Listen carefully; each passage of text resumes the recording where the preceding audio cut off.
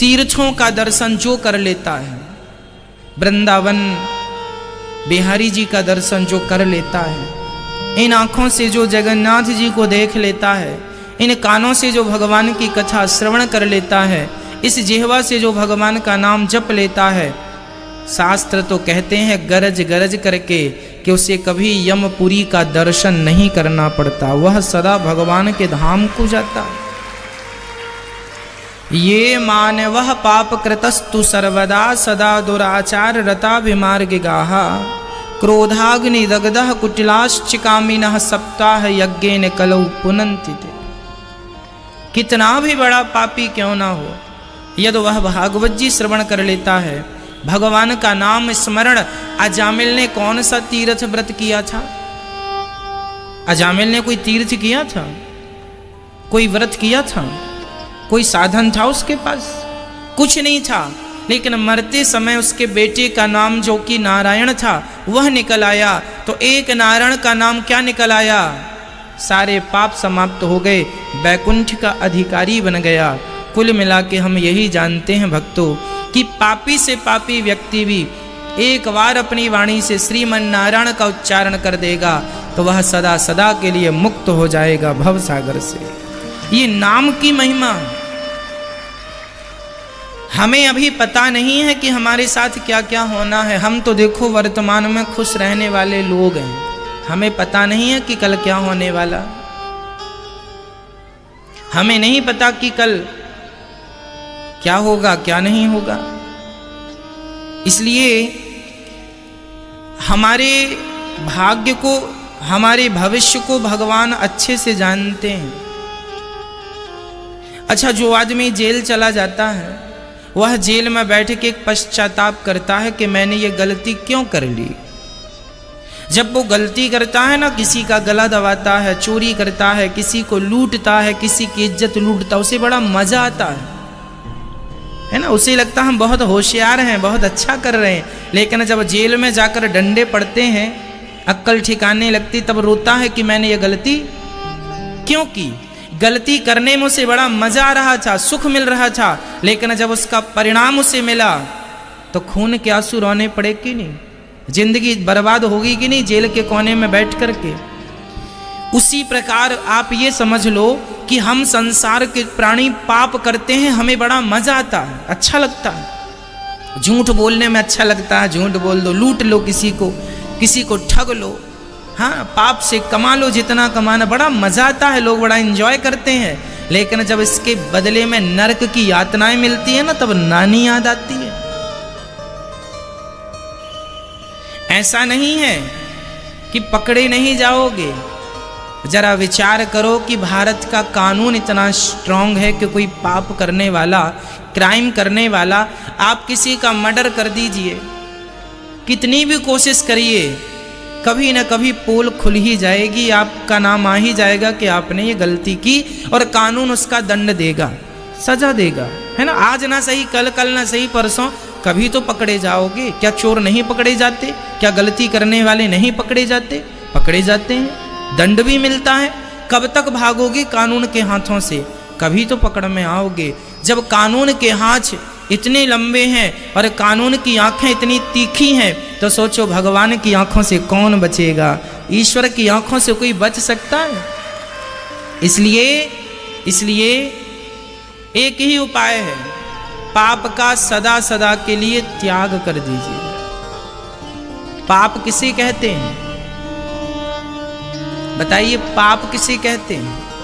पाप की परिभाषा क्या है?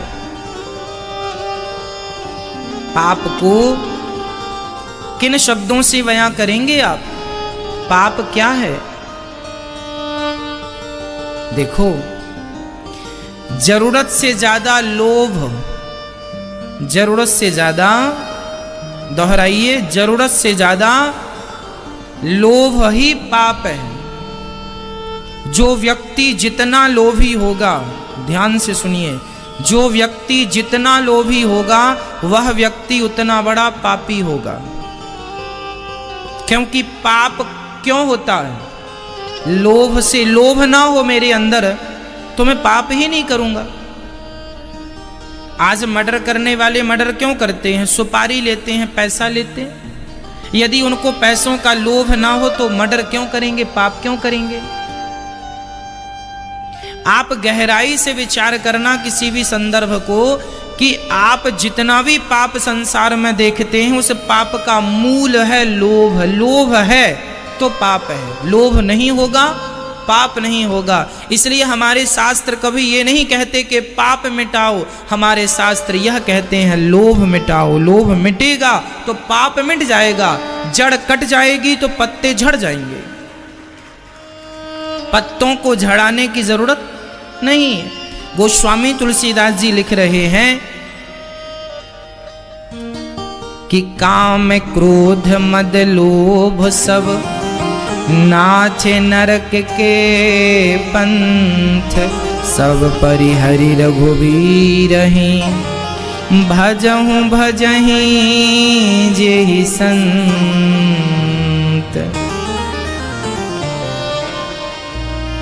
काम क्रोध मद लोभ सब, काम क्रोध मद लोभ ये सब नाथ नरक के पंथ, ये सब नरक के दरवाजे हैं।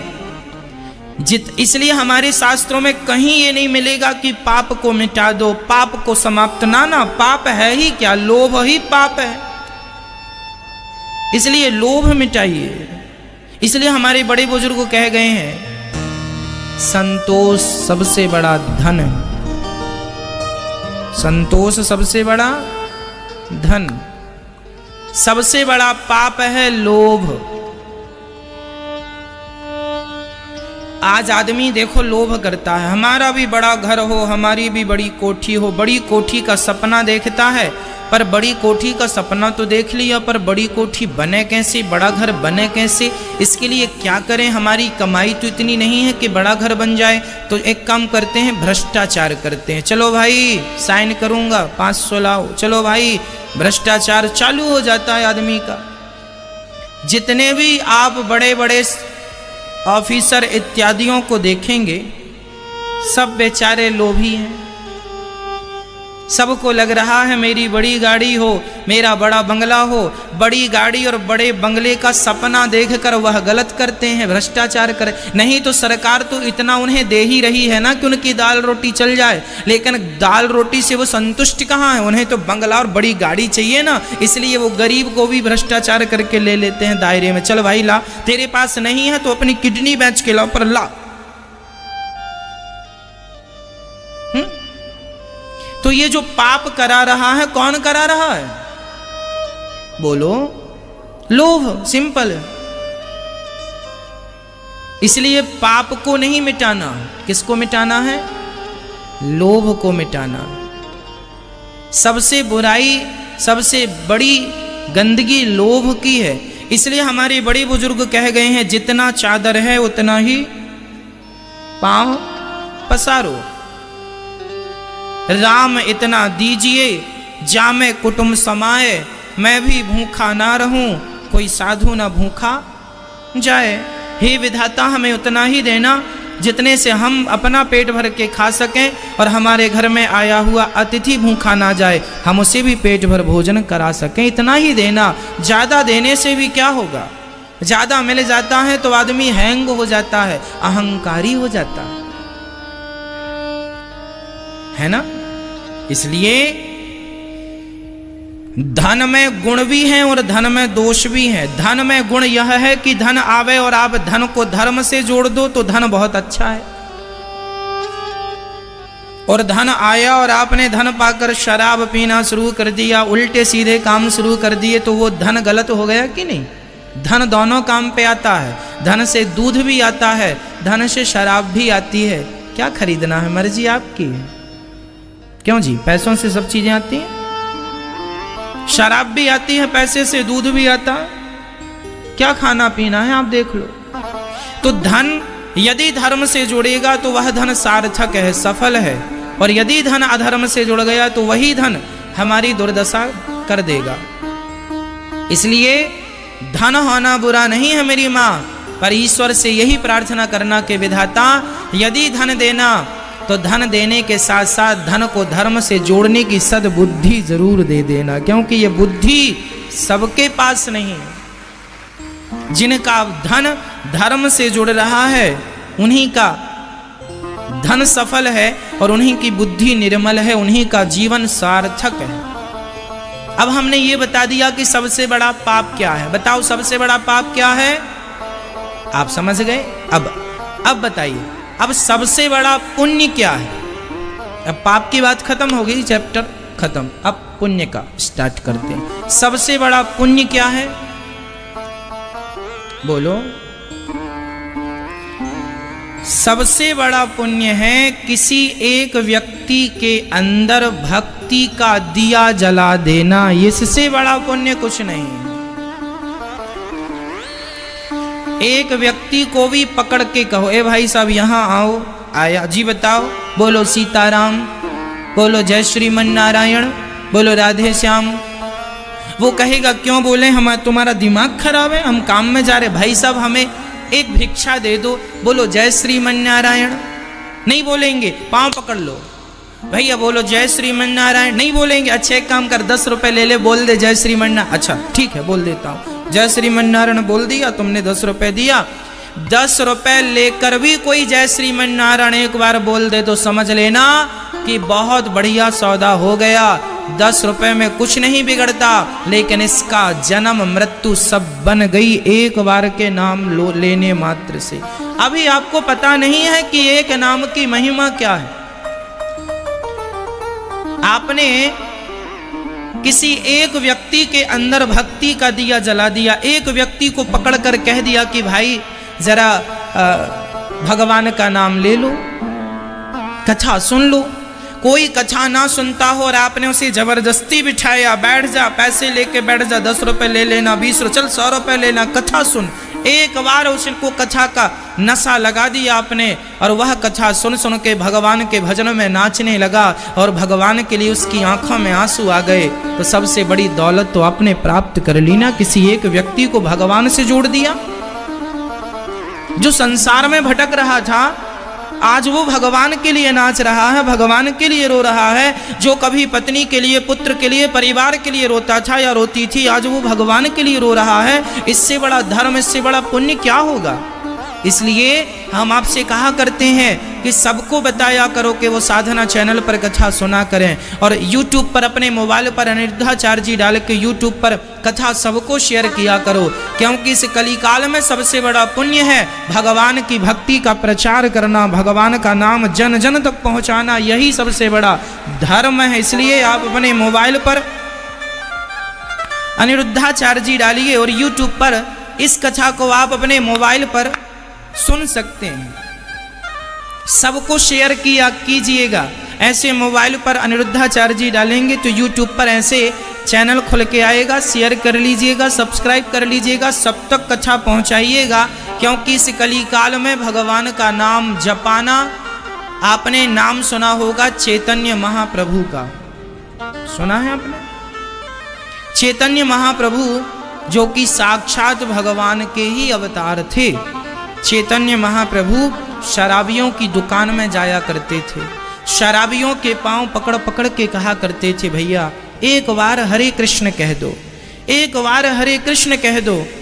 तो लोग पूछा करते चैतन्य महाप्रभु जी से, आप तो इतने बड़े विद्वान हैं, इतने योग्य हैं, आप इन शराबियों के पांव क्यों पकड़ के रखते हैं? आपका क्या फायदा है? चैतन्य महाप्रभु कहते हैं कि मेरा कोई फायदा नहीं है, बस मेरा इतना ही फायदा है कि मैं इनकी दुर्गति नहीं देखना चाहता। एक बार इनके मुंह से कैसे भी भगवान का नाम निकल जाएगा तो यह मोक्ष के अधिकारी बन जाएंगे। इसलिए नाम की भिक्षा लिया करते थे। वो घर घर जाया करते थे और कहा करते थे भिक्षा दे दो, भिक्षाम देही। लोग निकलते थे चावल दाल आटा इत्यादि लेकर, वह कह देते थे हमें दाल चावल नहीं चाहिए। तो काहे की भिक्षा लोगे बाबा? हमें नाम की भिक्षा चाहिए। कौन सा नाम? बोलो हरे कृष्ण कृष्ण कृष्ण हरे हरे, हरे राम राम राम हरे हरे। इस नाम की हमें भिक्षा दे दो। बोलो हरे कृष्ण वह बोलते हरे कृष्ण, बोलो हरे कृष्ण हरे कृष्ण। सब नाम जपने लगे, बोले बच्चों को बुलाओ, पत्नी को बुलाओ, पति को बुलाओ, सास को बुलाओ, ससुर को, और सबको नाम जपाते और सबको नाम जपा कर कहते कि अब तुम सदा इस नाम का जपना, यही मेरी सबसे बड़ी भिक्षा है। कहने का अर्थ यह होगा भक्तों कि सबसे बड़ा पुण्य है किसी एक नास्तिक को, किसी एक भटके हुए को भक्ति की राह दिखा देना, किसी एक को सही मार्ग पर लगा देना, एक का जीवन संवार देना, यही पुण्य है। फिर ये तो फिर सब्जेक्ट है ही कि किसी का सहारा बन जाना, किसी को भोजन करा देना, ये सब फिर पुण्य ही है ना, ये सब सब्जेक्ट इसी के अंदर है। लेकिन कथा से जोड़ देना किसी को, भगवान से जोड़ देना किसी को, और मुझे तो लगता है कि आज लोहड़िया मुंगेली रायपुर छत्तीसगढ़ से आए हुए श्री स्वर्गीय श्री होलीराम साव जी, श्रीमती गोमती साव जी, पुत्र अनुपम साव जी, पुत्र वधू पूनम साव जी, मुझे लगता है कि गोमती मैया, अनुपम जी और पूनम जी आज यह जो पुण्य कर रहे हैं, इन्होंने एक को नहीं, दो को नहीं, बल्कि 7 दिन की कथा में ना जाने कितने हजार लाखों लोगों को कथा प्रेमी बना देंगे। यह सबसे बड़ा पुण्य है। इस कथा के परीक्षित बन के श्री होलीराम साव जी, श्रीमती गोमती साव जी, अनुपम जी और पूनम जी, बेटी दामाद श्री मंजूलता, संतोष जी, ममता, रवि जी, मिथिलेश, मनीराम जी, चंद्रवाला, लोकनाथ जी, संध्या प्रकाश जी एवं समस्त साव परिवार लोहड़िया मुंगेली रायपुर छत्तीसगढ़ से हैं आप, जो कथा की गंगा में डुबकी लगाकर जीवन को कृतार्थ कर रहे हैं। साथ ही आज से यहाँ भागवत जी की पोथी बैठी हैं, लगभग 180 पोथी पाठ, 180-82 पोथी पाठ यहाँ बैठे हैं। तो पोथी पाठ के जो यजमान परिवार कुछ यहाँ हैं, कुछ घर में बैठकर कथा का रसपान कर रहे हैं। आप भी आज सबसे बड़ा पुण्य कर रहे हैं। यही पुण्य है कि आप भागवत जी करा के अपना तो कल्याण कर ही रहे हैं, साथ ही अपने पूर्वजों का भी उद्धार करने का प्रयास कर रहे हैं। भागवत जी तो सबका कल्याण करती हैं, इसलिए आप सभी भागवत जी श्रवण करते हैं और करते रहेंगे। आप सभी यजमान परिवारों को जिन्होंने पोथी पाठ बिठाई हैं, आज से पोथी पाठ स्टार्ट हो गया है। और यह एक व्यक्ति के नाम से आप जो पोथी पाठ कराते हैं तो आपकी पोथी यहाँ बैठती है। पोथी का अर्थ होता है भागवत जी का पाठ, उसे पोथी पाठ कहते हैं। पोथी पाठ अर्थात संपूर्ण भागवत जी का 18,000 श्लोकों का पाठ। भागवत जी में कितने श्लोक होते हैं? 18,000। ये 18,000 श्लोकों से क्या होता है भाई? किसी को सांप काट लेता था ना, डस लेता था पुराने जमाने में, काला नाग। दूसरे सांपों की हम बात नहीं कर रहे हैं, सांपों की भी कई प्रजाति होती हैं जिनमें काला नाग होता है ना। वह काला नाग, किसी को काला नाग डस ले तो कहते हैं लोग मर जाते हैं। सबसे खतरनाक होता है काला नाग, जिसे कोबरा भी कहते हैं। तो कोबरा किसी को डस लेता है तो लोग मर जाते हैं। लेकिन यह भी सत्य है कि कोबरा किसी को डस ले और वह सही व्यक्ति जो मंत्र को जगाते हैं उनके पास पहुंच जाए तो वह मंत्र से उस कोबरा का जहर उतार देता है। सांप का डसा हुआ व्यक्ति 2 दिन बाद भी जिंदा हो जाता है यदि उसे मंत्र, जगाया हुआ मंत्र कोई झाड़ने वाला मिल जाए तो। आजकल तो हॉस्पिटलों की व्यवस्था है। पहले नाग का डसा हुआ, अभी अपनी गौरी गोपाल गौशाला में एक दिन सांप निकल के आया, वह काला नाग। तो हमने पकड़ने वाले को बुलाया, पकड़ने वाला आया, पकड़ ही रहा था कि उसने उसे डस लिया पकड़ने वाले को, लेकिन उसे कुछ भी नहीं हुआ, वो ज्यों का त्यों। हमने कहा भाई आम आदमी को डस लेता तो मर जाता, तुम जिंदा हो, तुम्हें कुछ नहीं हुआ। उसने कहा महाराज जी हम मंत्र जानते हैं,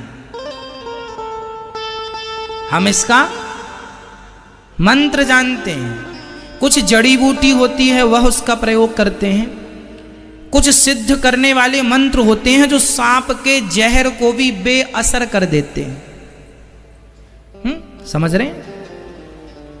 आजकल ऐसे मंत्र वाले अब कम बचे हैं कि वो मंत्र पढ़ करके सांप का जहर उतार दें, पर भारत में यह विद्या रही है और आज भी है, पर कम मात्रा में।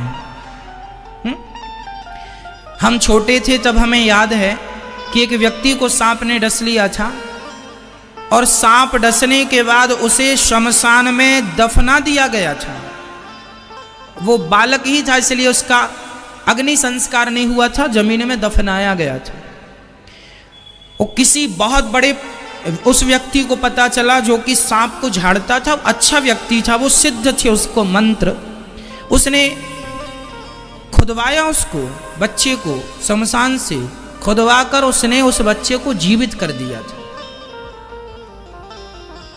कहने का तात्पर्य यह है कि सांप का डसा हुआ व्यक्ति ठीक हो सकता है यदि उसे सही व्यक्ति मिल जाए मंत्र पढ़ने वाला, तो उस मंत्र से सांप का जहर बेअसर हो जाता था, है ना?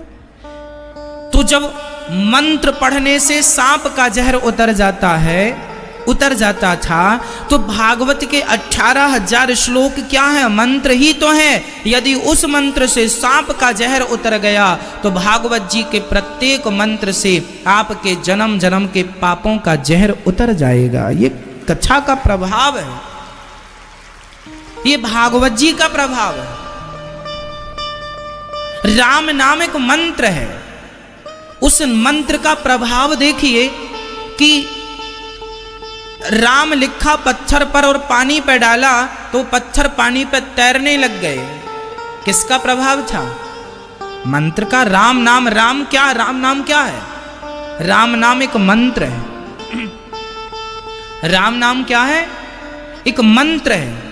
यदि राम नाम के पत्थर पानी पे तैर गए, राम नाम का ये मंत्र इतना पावरफुल है कि ये पत्थर को डूबने नहीं देता। तो सोचो, भागवत जी के 18,000 श्लोकों का कोई आश्रय ले लेगा तो क्या वो डूब जाएगा? वह तो भवसागर से पार लग जाता है। इसलिए भागवत जी प्राणी मात्र की सब इच्छाएं पूरी करती हैं। भागवत जी सारी इच्छाएं पूरी करती हैं। कितने लोग ऐसे हैं जिन्होंने हमसे बताया, महाराज जी हम डिप्रेशन में चले गए थे, हम बाहर आ गए, हमारी हजारों की दवाइयाँ चल रही थी, बंद हो गई, हमने कितनी इलाज कराए पर कोई असर नहीं हुआ। आज हमारे पास एक बहन आई, बोले हमें कैंसर हो गया था, आखिरी स्टेज पर थी, हम कैंसर की भयंकर बीमारी थी, लेकिन भागवत श्रवण करते करते आपने कथा में जो बताया उस पर अमल करते करते आज मैं पूरी स्वस्थ होके दर्शन करने आई हूँ। और वो आई आज। हमने उनसे कहा भी था कि आज आप कथा में रहेंगे तो बताइएगा, हम आपको मिलवाएंगे। यहाँ बैठे हैं आप क्या? अच्छा आप हैं, आप हैं। आपने आज बताया हमसे कि कैंसर का हमें भयंकर आखिरी स्टेज चल रहा था, पूरा कैंसर से जूझ रही थी ये, पर जब से भागवत जी का आश्रय लिया, मुझे नहीं पता कि भागवत जी कोई हॉस्पिटल तो है नहीं, कोई दवाई तो यहाँ होती नहीं है, पर मैं कह सकता हूँ कि दवाई से, हॉस्पिटल से बड़ी ईश्वर की कृपा होती है, और वह भागवत जी की कृपा है। बड़े बड़े असाध्य रोग भी भागवत जी से ठीक हो जाते हैं। हम ये नहीं कहना चाहते कि आप इलाज ना कराओ, आप इलाज कराओ हर बीमारी का, लेकिन हम कहते हैं कि जहाँ दवा का असर खत्म होता है, वहाँ से दुआ का असर स्टार्ट होता है। तो भगवान तो सब कर सकते हैं ना, तो ये भगवान है भाई। इसलिए भागवत की शरण में जाना अर्थात भगवान की शरण में जाने जैसा है। इसलिए जो भागवत जी की पोथी पाठ करा रहे हैं, निश्चित मुझे विश्वास है कि भागवत जी आपकी समस्त इच्छाएं पूरी करेंगी। जब ये 18,000 श्लोक आपके संकल्प से पढ़े जाएंगे तो आपकी सारी इच्छाएं पूरी होंगी। तो प्रिय भक्तों, भागवत जी कहाँ से स्टार्ट होती हैं? सत्य से। सच्चिदानंद रूपाय विश्वोत्पत्त्यादि हेतवे तापत्रय विनाशाय श्रीकृष्णाय वयं नुमः। भागवत जी कहाँ से स्टार्ट हो रही हैं? सत्य से। सत चित आनंद बराबर सच्चिदानंद।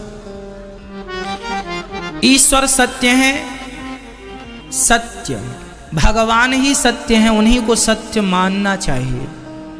हम और आप सत्य नहीं है, ईश्वर सत्य है। इसलिए ये संसार बिल्कुल मिथ्या है। संसार मिथ्या कैसे है?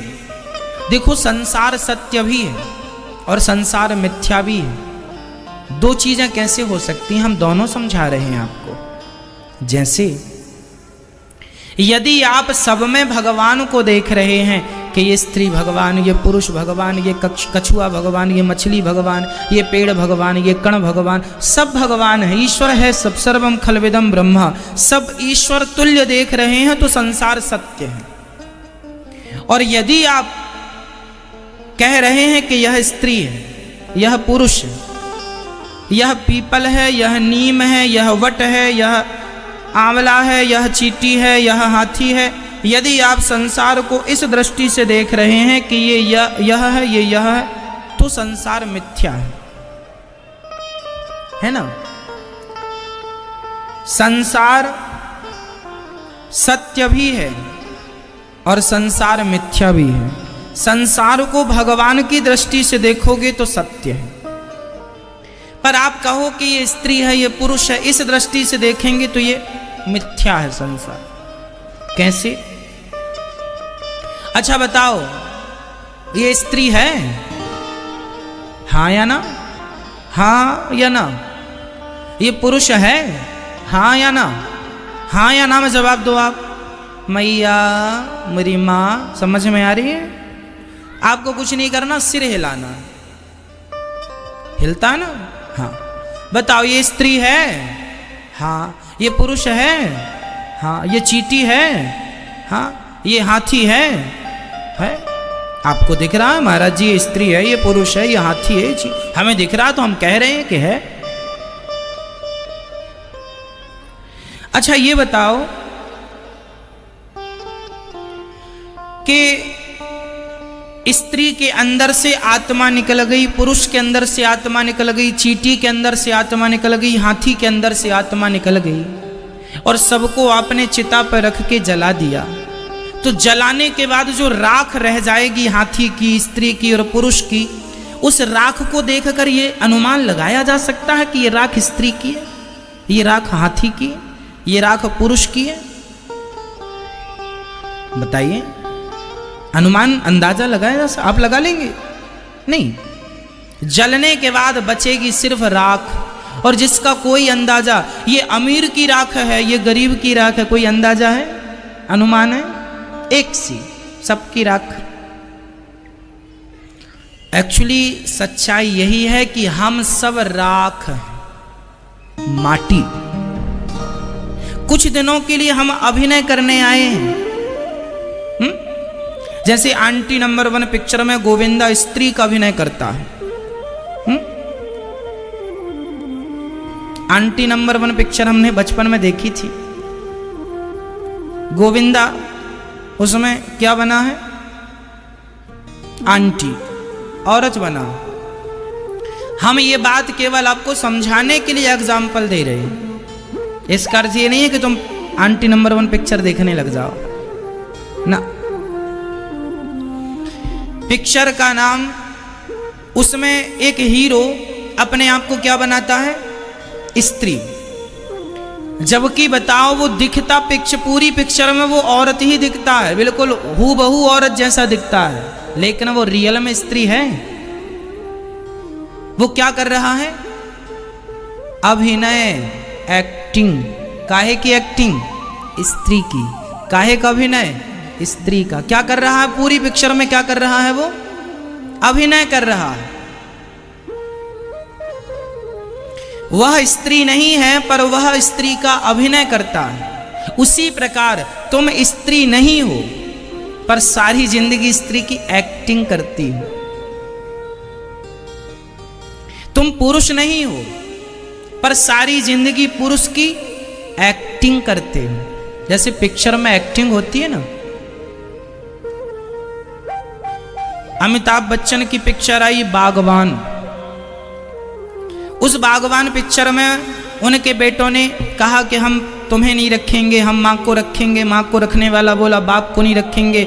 अब बच्चन साहब रो रहे हैं, मेरा बेटा घर से निकाल दिया, सेवा नहीं करता, अब पत्नी से मिलने नहीं देता, रोता है। जबकि रियल जिंदगी उस पिक्चर की जिंदगी से बिल्कुल भिन्न है। हाँ या ना? वो क्या था? एक अभिनय था, उसमें सच्चाई कुछ नहीं थी। लेकिन जब पिक्चर आप देखते हैं तो ऐसा लगता है ये सत्य है। हाँ या ना? जब आप बागवान पिक्चर देखते हैं और जब उसका बेटा घर से निकालता है तो ऐसा लगता ना, रोना आ जाता। देखो जरा, रोना आता ना। उनका रोना देख के हमें भी रोना आता, जबकि उनके आंसू झूठे हैं। जबकि उनके आंसू, बोलो, झूठे हैं ना।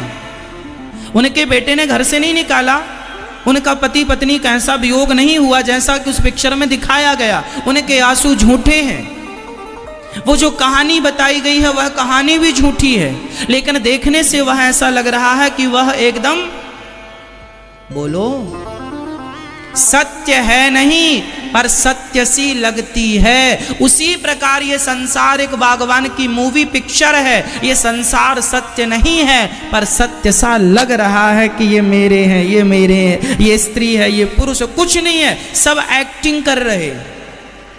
ये संसार एक रंगमंच है। ये संसार क्या है? जोर से, ये संसार एक क्या है? और जोर से, ये संसार एक रंगमंच है और इस रंगमंच के सबसे बड़े अभिनेता आप हैं जो अभिनय कर रहे हैं। आप स्त्रियां अभिनय कर रही हो कि मैं इसकी माँ हूँ, मैं इसकी पत्नी हूँ, मैं इसकी बेटी हूँ। ये तुम्हारा अभिनय है। रियल में तुम कुछ नहीं हो, किसी की माँ नहीं हो, किसी की बेटी नहीं हो, किसी की, तुम सिर्फ एक आत्मा हो जिसे परमात्मा ने संसार में भेजा है कुछ काम के लिए।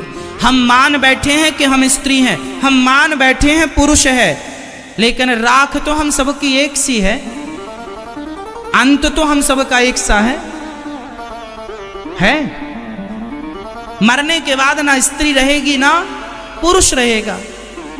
जीते जी मान लिया है कि स्त्री है, ये पुरुष है।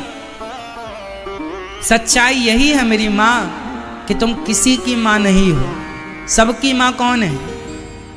त्वमेव माता च पिता त्वमेव, त्वमेव बन्धुश्च सखा त्वमेव, त्वमेव विद्या द्रविणं त्वमेव, त्वमेव सर्वं मम देवदेव।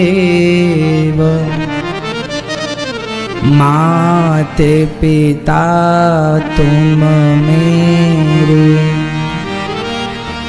शरण गहूँ मैं किसकी, स्वामी शरण पढ़ूँ मैं किसकी। तुम बिन और न दूजा, प्रभु बिन और न दूजा। आस करूँ मैं किसकी। ओम जय जगदीश हरे। मात पिता तुम मेरे, शरण गहूँ मैं किसकी। स्वामी शरण पढ़ूँ मैं किसकी। तो हमारे माता पिता कौन? भगवान। सच्चाई यही है कि भगवान ही हम सबके माई बाप हैं, पर हम, आप स्त्रियां कहती हो मैं इसकी माँ हूँ, अभिनय कर रही हो ना माँ का। जैसे पिक्चर वाले अभिनय करते हैं, कोई किसी की माँ बन जाता, कोई किसी का बेटा, और उनके माँ बेटे बनने पे ऐसा लगता है कि मेरी। एक पिक्चर थी, आपने देखा होगा, बेटा। देखा बेटा? बेटा पिक्चर, उसमें उसकी माँ वो अपनी माँ की बहुत सेवा करता, हर बात मानता है, बहुत प्यार करता है अपनी माँ से, लेकिन रियल सच्ची में वो उसकी माँ होती ही नहीं है। हाँ या ना? होती है। रियल जिंदगी में वह उसकी माँ नहीं है, लेकिन पिक्चर देखने से ऐसा लगता है ये इसकी माँ। बस तुम्हारी जिंदगी भी एक पिक्चर है। पिछले जन्म में तुम किसी और की माँ थी, इस जन्म में किसी और की हो, आगे जन्म में किसी और की। सच्चाई यह है तुम किसी की माँ वा कुछ नहीं हो, तुम किसी के बाप नहीं हो। सबका बाप एक परमात्मा है, सबकी माँ एक वही है, वही संसार में भेजने वाले हैं। इसलिए हम अपने आप को ना माँ समझें ना पिता समझें, हम अपने आप को केवल भगवान का दास समझें कि प्रभु ये सब आपका है, संपत्ति सब रघुपति के यहाँ ही, सब कुछ आपका, बेटा आपका, बेटी आपकी, परिवार सब आपका। मैं कौन हूँ? मैं आपका दास हूँ, ना मैं स्त्री जानता हूँ, ना मैं पुरुष हूँ, ना मैं स्त्री हूँ, मैं कुछ नहीं हूँ। मैं कौन हूँ यही पता लगाने बड़े बड़े साधु संत जंगल में उल्टा लटके हैं, इस बात को जानने के लिए कि मैं कौन हूं। चलो बताओ आप कौन हैं? एक बार स्वामी रामकृष्ण परमहंस से एक सेठ जी ने कहा, एक सेठ जी बड़ा अहंकारी, रामकृष्ण परमहंस कौन? स्वामी विवेकानंद जी के गुरु। स्वामी विवेकानंद जी के गुरु जी का नाम क्या? स्वामी श्री रामकृष्ण परम हंस। रामकृष्ण परमहंस जी से एक व्यक्ति ने कहा, स्वामी जी मैंने सुना है कि आपको शारदा मां प्रत्यक्ष दर्शन देती हैं। हाँ देती हैं। रामकृष्ण परमहंस जी को शारदा मां प्रत्यक्ष दर्शन देती थी, उनकी इतनी अच्छी आराधना पूजा थी। तो एक अहंकारी सेठ बोला, अब की बार जब शारदा मैया आपको दर्शन देने आए तो जरा आप हमारे पास भेज देना, हम भी देखेंगे मां कैसी है। रामकृष्ण परमहंस जी समझ गए कि ये बड़ा अहंकारी आदमी है, तो रामकृष्ण परमहंस जी ने कहा चल ठीक है मैं भेज दूंगा, अपना पता नोट करा, तू कौन है। अब वो लिखवा रहा है, और फलाना शहर के फलानी गली के फलाना मकान नंबर। स्वामी जी ने कहा ये तेरे मकान का पता है, तेरा बोल तेरा, मैं तेरे पास भेजूंगा ना, तू अपना। अच्छा मेरी दुकान का पता लिखिए, मैं वहां मिलता हूँ, फलानी दुकान में। स्वामी जी ने कहा ये तेरी दुकान का पता है, तेरा पता क्या है? तेरा पता बोल। अच्छा मेरा पता लिखिए। हाँ मेरा पता, मैं फलाने का बाप हूं, मैं फलाने का। अरे ये तेरा पता है? फलाने का बाप हूं मैं, ये तेरा पता है? स्वामी जी ने सारे पता नकार दिए। तू बोल तेरा पता क्या है? तू कौन है? कहां से आया है? तेरा पता क्या है? चल अपना पता दे। जिसका पता तुम लोग विजिटिंग कार्ड में लिखवाए रखे हो ना, वो घर का पता है। वहां तुम्हारा मिट्टी का घर 24 घंटे वहीं मिलता है, पर आप 24 घंटे तो वहां नहीं होते, अभी तो आप वृंदावन है। आपने किसी को पता दिया होगा तो वो घर में आपको ढूंढ रहा होगा, पर आप तो यहां बैठे। परमानेंट पता वो नहीं है आपका, आपका पता दीजिए। वो शक पका गया, महाराज समझ नहीं आ रहा है। स्वामी जी के चरणों में गिर पड़ा, महाराज जी आप ही बता दो कि मैं कौन हूं। स्वामी जी ने कहा बेटा जिस दिन तुझे उनका पता चल जाएगा उस दिन तुझे तेरा पता भूल जाएगा। जब तक तुझे तेरा पता है तब तक तुझे उनका पता नहीं चल सकता। जब मैं था तब हरि नहीं, अब हरि है मैं नाय। प्रेम गली अति सांकरी जामे दो न समाए। यदि मैं हूं तो वो नहीं होगा, और वो है तो मैं नहीं रहूंगा। मैं भूल जाऊं कि मैं स्त्री हूं, पुरुष हूं, ब्राह्मण हूं, क्षत्रिय हूं, वैश्य हूं, शूद्र हूं।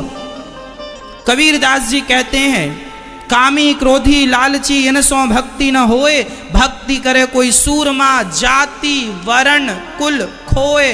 जो अपनी जात को, अपने कुल को, अपने खानदान को, अपनी गली को, अपने मोहल्ले को याद रखा है, अभी उसको भगवान की याद नहीं है। जिस दिन भगवान की याद आ जाएगी तो अपनी याद भूल जाएगी कि मैं कहाँ का हूँ, मैं कौन हूँ, मेरी जात क्या है, मेरा नाम क्या है। जब तक तुझे तेरा नाम पता है तब तक तुझे उसका नाम पता चल ही नहीं सकता।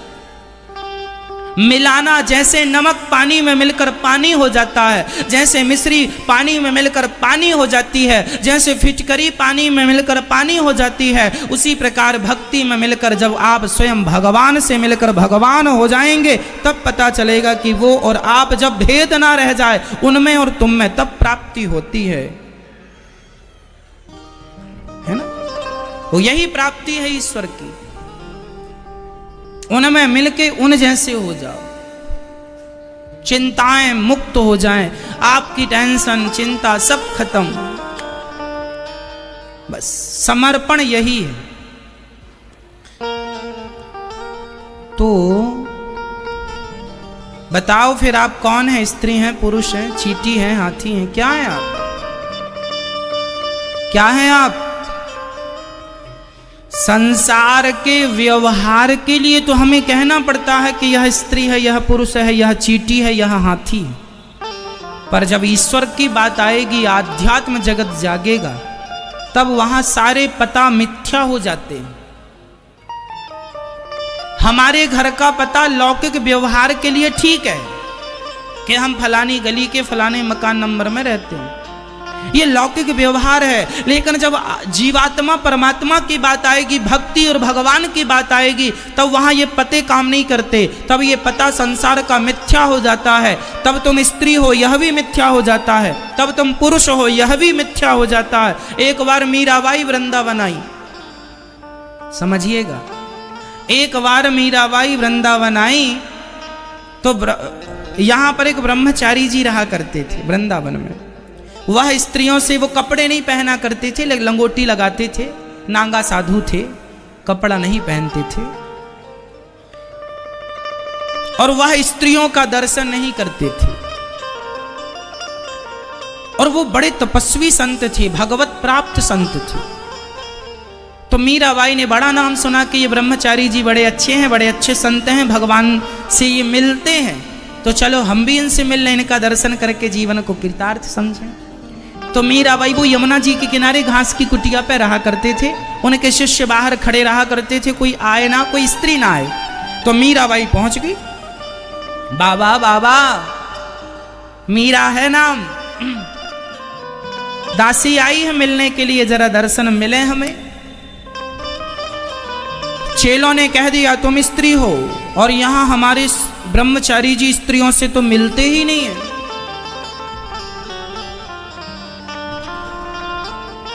मीराबाई ने जब ये सुना तो हंसने लगी। मीरा ने सुना, अरे बाबरे, अरे बाबरे, हमने तो सुना था कि वृंदावन में एक ही पुरुष है, आज पता चला कि यहां पे दूसरा पुरुष भी रहने लग गया है जो स्त्रियों का दर्शन नहीं करता। ये बात ब्रह्मचारी जी कुटिया से सुन रहे थे, और जब मीरा के यह वचन सुने तो ब्रह्मचारी जी दौड़कर आए और मीराबाई के चरणों में गिर पड़े। तुमने आंखें खोल दी। ये छोटी सी बात आपको समझ में नहीं आई ना? अब हम समझाते हैं। मीराबाई ने, ब्रह्मचारी जी ने कहा हम स्त्रियों से नहीं मिलते क्योंकि हम पुरुष हैं। मीराबाई ने कहा कि वृंदावन में एक ही पुरुष रहता है, उस पुरुष का नाम है कृष्ण। यहाँ भगवान ही पुरुष है, बाकी जितने आए यहाँ सब गोपी बनकर आए, चाहे शंकर जी हो, चाहे नारद जी हो, चाहे इंद्र हो। इस वृंदावन में जो आता है पुरुष बनकर नहीं आता, यहाँ तो केवल एक ही पुरुष है, और बाकी जितने हैं सब गोपी हैं। यहाँ कोई पुरुष नहीं है, यहाँ सब गोपी हैं। आप बैठे हो ना, ये पुरुष कुछ नहीं है, यहाँ सब गोपी हैं। यहाँ शंकर जी भी आए तो चूड़ी उड़ी पहन के आए थे, और मांग वांग भर के, और कानों में बढ़िया बढ़िया पहन के आए थे, लगा के बिंदिया पहन के, साड़ी चाल चले मतवाली, वृंदावन आ गए। एक दिन वो भोले भंडारी बन करके ब्रज नारी, आज भी गोपेश्वर महादेव में शंकर जी का गोपी रूप में श्रृंगार होता है। यहाँ हनुमान जी का भी गोपी रूप में श्रृंगार होता है। यहाँ इंद्र भी गोपी बनकर आए, यहाँ प्रहलाद भी गोपी बन के आए, ध्रुव भी गोपी बन के आए, नारद जी भी गोपी बन के आए, ब्रह्मा गोपी बन के आए, शंकर जी गोपी बन के आए। यहाँ जब ये सब गोपी बन के आए तो हमारी औकात क्या है? हम तो गोपी ही बन के आएंगे ना। जब ये यहां आकर पुरुष ना रहे तो हम पुरुष रहेंगे? इसलिए वृंदावन में पुरुषों का प्रवेश वर्जित है। यहाँ तो गोपी बन के आओगे तो पाओगे, पुरुष बन के घूमते रहोगे कुछ नहीं मिलेगा। यहाँ एक ही पुरुष है और उस पुरुष का नाम है परम पुरुष परमात्मा भगवान श्री कृष्ण, है ना। एक ही पुरुष है।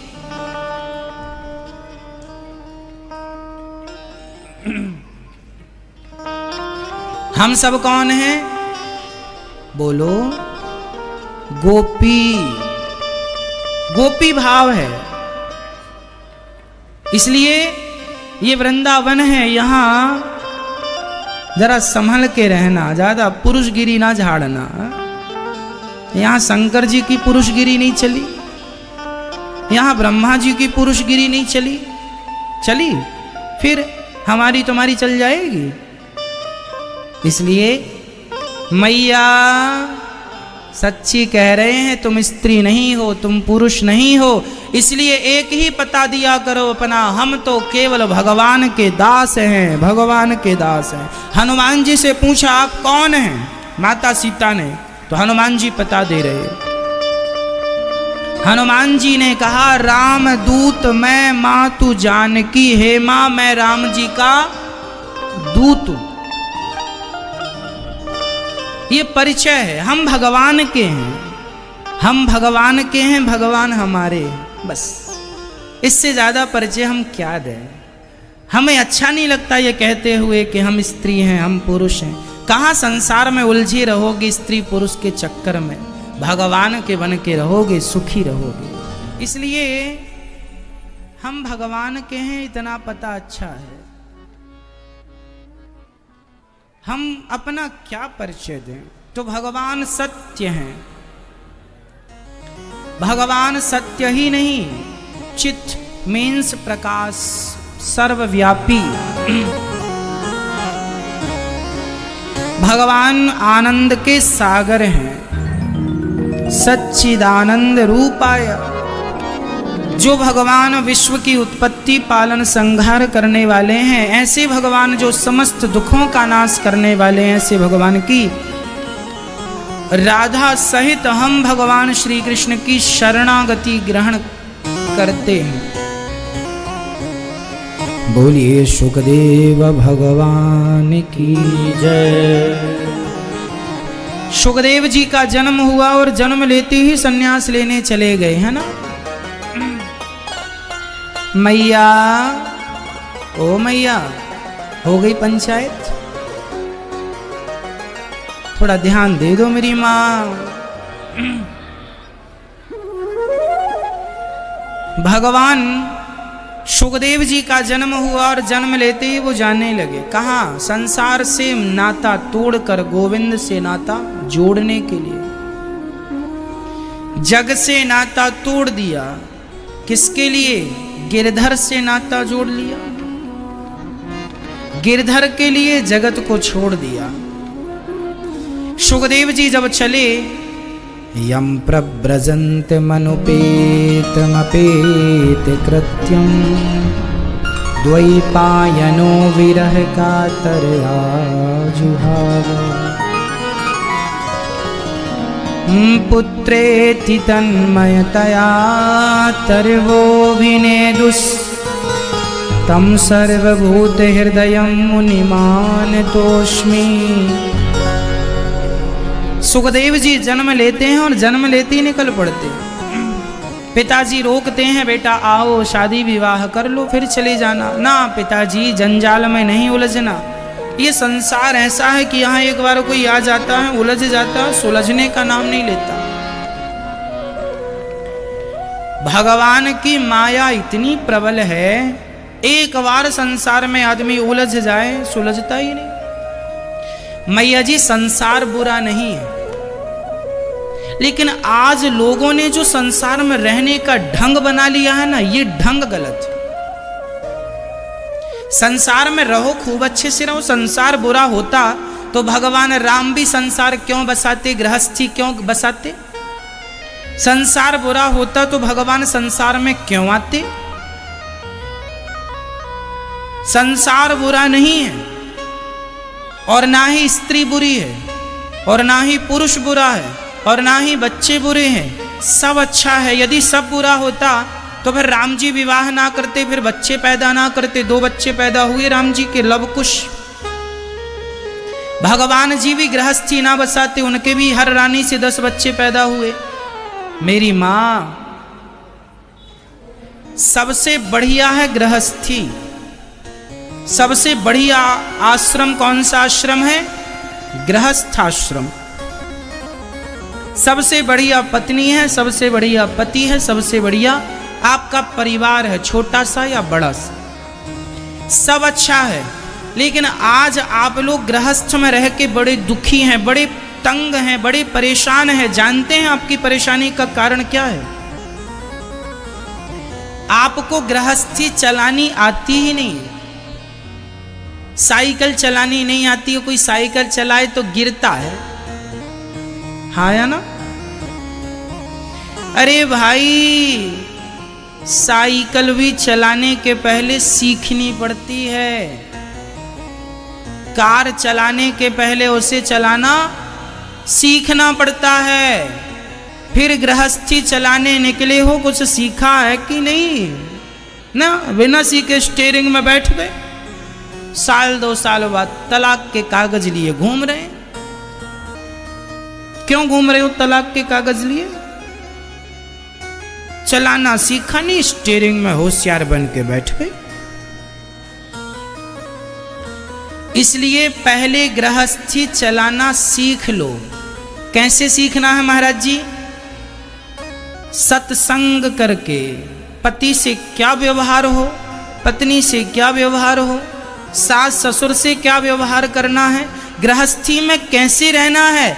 आप जो कॉलेज में पढ़ते हैं और बड़ी बड़ी डिग्रियां लेते हैं, पीएचडी इत्यादि, अल्फाबेट इत्यादि जो सीखते हैं, ये सब रियल जिंदगी में काम नहीं आने वाला।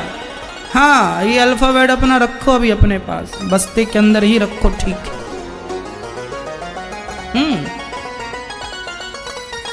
हाँ, आपको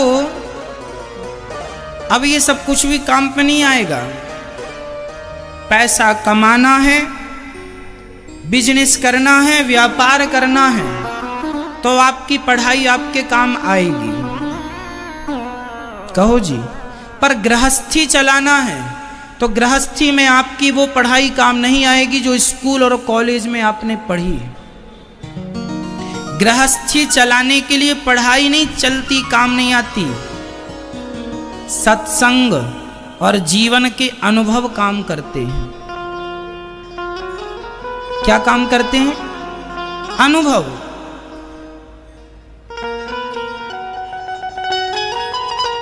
इसलिए सत्संग करना जरूरी है। इस जिंदगानी में सबसे बड़ा सुख क्या है? आपसे मेरा सवाल, बताइए, सबसे बड़ा सुख क्या है? बताओ। मैं पुरुषों से सवाल कर रहा हूं, स्त्रियों से नहीं। बताएं, पुरुष बताएं, धरती में सबसे बड़ा सुख क्या है सब जवाब आपके पास? क्या ये उत्तर आपके पास नहीं होगा? आज हमसे लीजिए।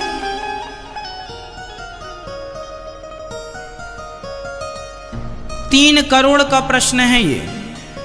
पता हो तो 3 करोड़ आपके खाते पे ट्रांसफर हो जाएंगे। 3 करोड़ के लिए ये रहा आपकी टीवी स्क्रीन पर आपका सवाल। बताइए, सबसे बड़ा सुख क्या है पुरुषों के लिए?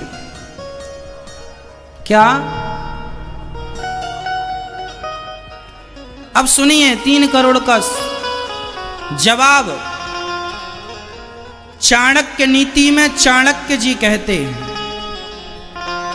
कि जिसकी पत्नी आज्ञाकारी हो, जिसका पुत्र आज्ञाकारी हो, जिसकी पत्नी आज्ञाकारी हो, जिसका पुत्र आज्ञाकारी हो, उस व्यक्ति से धनवान, उस व्यक्ति से सुखी इस धरती पर दूसरा कोई नहीं है। इस संसार में सबसे सुखी व्यक्ति वही है जिसकी पत्नी आज्ञाकारी हो और पुत्र आज्ञाकारी हो। पत्नी और पुत्र यदि आपका आज्ञाकारी है तो आप इस धरती के सबसे सुखी पुरुष हैं। और पत्नी आज्ञाकारी ना हो, पुत्र आज्ञाकारी ना हो तो आपके पास करोड़ों की संपत्ति रही आए, ना तो नींद आएगी ना तो भूख लगेगी। हाँ या ना? कहो जी। जीवन में पत्नी का बहुत बड़ा स्थान होता है। जीवन में पति का, पुरुष का बहुत बड़ा स्थान होता है। इसलिए उन्हीं की गृहस्थी आज अच्छी है। इसलिए हम कहा करते हैं कि अपनी स्त्री का, अपनी पत्नी का सम्मान करो और अपने पति का सम्मान करो। जो स्त्री अपने पति का सम्मान करती है, जो पुरुष अपनी स्त्री का सम्मान करते हैं, जब आप एक दूसरे का आदर और सम्मान करेंगे तो आप एक दूसरे से सुख पाएंगे और आप सुखी रहेंगे। आप चिंता में नहीं रहेंगे, आप सदा खुश रहेंगे। और फिर जब आप एक दूसरे में समर्पित हैं तो निश्चित ही आपकी संतान भी समर्पित ही होगी, अच्छी होगी। भाई आम के बीज से तो आम ही होगा, कांटेदार बबूल तो नहीं हो सकता। हो जाएगा? फिर माँ बाप ही तो बच्चे के जन्म देने के कारण हैं। तुम जैसे होगे संतान भी तो वैसी होगी ना। इसलिए तुम अच्छे रहो, तुम्हारी संतान अच्छी होगी। तुम्हारे घर का वातावरण अच्छा रखो, पॉजिटिव वातावरण होना चाहिए। आज लोगों के घर में ना क्या किचकिच किचकिच चलती रहती है, पत्नी की पति से, पति की पत्नी से। और ये किचकिच में रहते रहते ना बच्चे भी किचकिच करने वाले हो जाते हैं, परेशान हो जाते हैं, चिड़चिड़े हो जाते हैं बच्चे। पति का स्वभाव जरा गलत है तो पत्नी चिड़चिड़ी हो जाती है, पत्नी का स्वभाव गलत है पति चिड़चिड़ा हो जाता है। इसलिए पहले तुम दोनों अपना तालमेल अच्छा कर लो, फिर देखो गृहस्थी कितनी बढ़िया होगी। गृहस्थी बुरी नहीं। माता सीता और भगवान राम कितने अच्छे गृहस्थी थे कि नहीं? जब राम जी 14 साल वनवास में थे ना, तो राम जी के पास सूपनखा आई थी, बड़ी सुंदरी बन के। उस समय सीता जी जंगल में थी, तो बिना खाने पीने से उनका शरीर सूख गया था, हड्डी दिखने लगी थी। आप थोड़ी देर के लिए ये कह सकते हैं कि देखने में माता भगवती तो बहुत सुंदर थी माता सीता, परंतु संसारिक बन के आई है ना। विप्रधेनु सुर संतहित लीन मनुज अवतार, भगवान मनुष्य बन के आए हैं। तो आप जरा मनुष्य हैं और आप जरा 10 दिन खाइए पीजिएगा मत, जंगल में रहिएगा, आप काले पड़ जाएंगे। जंगल में रहेंगे और आप भूखे प्यासे रहेंगे तो आपका शरीर भी डाउन हो जाएगा, चेहरे की चमक भी गायब हो जाएगी। हाँ या ना? माता सीता भी जंगल में थी, दुबली पतली हो गई थी। उसी समय एंट्री होती है सूपनखा की, बड़ी सुंदरी बन के आई, सुंदरी बन के आई और राम जी के सामने आके खड़ी होगी। वाह तुम कितने सुंदर हो, और हमें देखो, हम भी कम सुंदर हैं क्या? तो सम पुरुष न मो सम नारी। एक काम करते हैं, इसे छोड़ो, ये तो दुबली पतली हो गई है, जंगल में है, छोड़ दो, शेर वेर खा जाएगा इसको, हमारे संग विवाह कर लो, हम कितने सुंदर हैं। इस कथा से राम जी क्या समझाना चाहते हैं? इस कथा से यही समझाना चाहते हैं कि पुरुष के जीवन में पत्नी है, पर पत्नी के होने पर भी जीवन में कोई ना कोई सूपनखा की एंट्री हो जाती है। और जब सूपनखा की एंट्री हो जाए तो उस सूपनखा से कैसे डीलिंग करनी चाहिए, कैसी बातें करनी चाहिए, वह राम जी से सीख लो। जब किसी पुरुष के जीवन में कोई सूर्पनखा आ जाए और कहे कि तुम्हारी पत्नी तो कुछ भी नहीं है, हम देखो कितनी सुंदर है, और तुम जरा उसकी सुंदरता पर बह गए, तो तुम इतिहास नहीं रच सकते हो। तुम्हें जमाना भोगी कहेगा, स्त्री लंपट कहेगा। जैसे रावण को आज हम लोग कह देते हैं यह स्त्री लंपट था, क्या राम जी के लिए यह शब्द का प्रयोग हो सकता है? बोलो। रावण के लिए हम 10 बार कह सकते हैं यह स्त्री लंपट था, क्या राम